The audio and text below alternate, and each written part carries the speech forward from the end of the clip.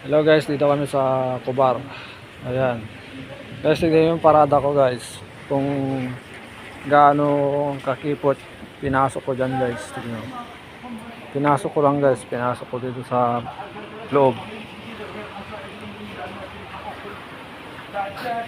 Ayan guys oh. Ayan. Ayan guys. Sobrang sikip yan guys.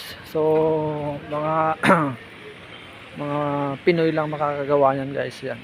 Yan, mga poging Pinoy, mga driver, yan. Tingnan nyo naman yung kipot na inatrasan niya guys, ayan o. Yan yung long alawas niya doon sa dulo, talagang buntot na guys.